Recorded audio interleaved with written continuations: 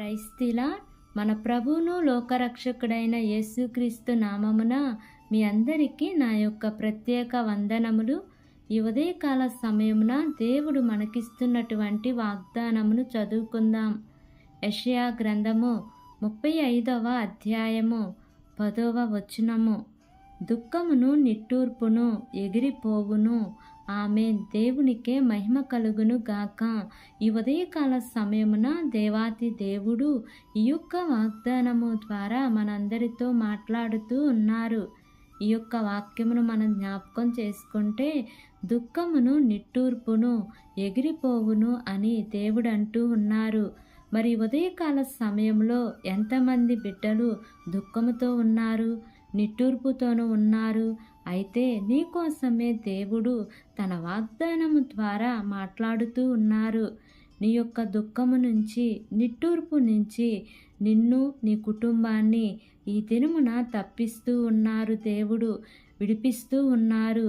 నీ నిట్టూర్పు అంతా తొలగించే దేవుడు నీ కుటుంబంపై చెయ్యి చాచి ఉన్నారు. నీ దుఃఖమును తుడుస్తూ ఉన్నారు. నీ బాష్ప బిందువులను తుడుస్తూ ఉన్నారు. నీవు నమ్ము, విశ్వాసముంచు. దేవుడు తప్పకుండా నీ దుఃఖాన్ని, నీ నిట్టూర్పు అంతటిని తొలగిస్తూ ఉన్నారు.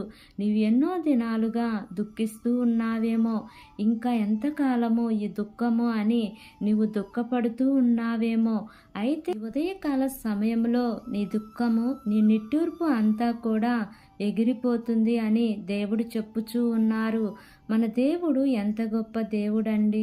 మన దేవుడు, నీవు ఇక నుంచి అయినా ఆ దేవునికి ఈ విధంగా ప్రార్థించు.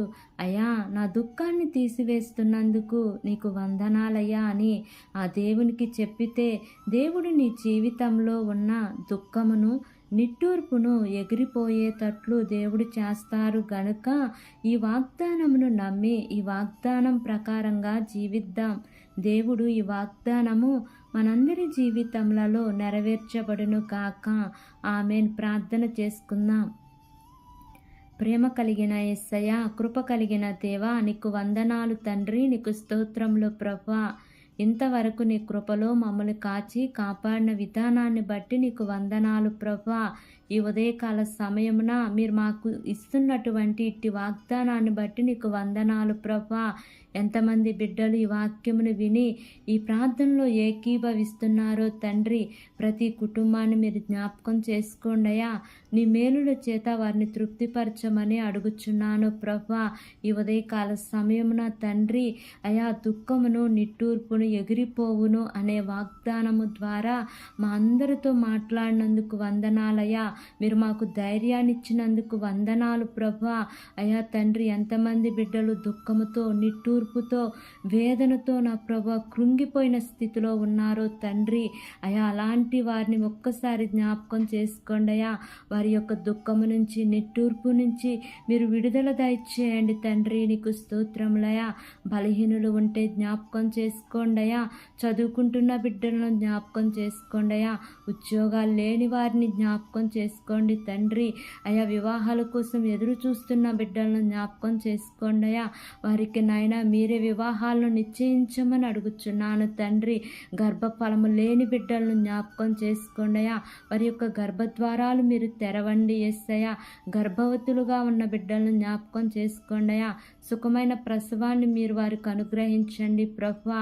మా దేశాన్ని, దేశ ప్రజలను జ్ఞాపకం చేసుకోండి అయ్యా. వారికి అందరికీ కూడా మంచి ఆరోగ్యాన్ని ఇవ్వండి తండ్రి. వారు ఏ పని చేసినాను సఫలతను మీరు వారికి అనుగ్రహించండి అయ్యా. ఈ దినమున నూతనముగా ప్రారంభిస్తున్న ప్రతి కార్యక్రమంలో యేసయ్యా మీరు ముందుండి నడిపించమని అడుగుచున్నాను ప్రభువా.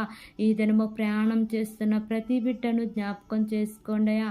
వారి యొక్క ప్రయాణాల్లో క్షేమాన్ని ఇవ్వమని, నా యొక్క ప్రార్థన ఆలకించి అంగీకరించమని నజరేయుడైన యేసు అతి పరిశుద్ధ నామమున అడిగి వేడుకొని పొంది ఉన్నాము తండ్రి. Amen, amen, amen. Praise the lord. God bless you all.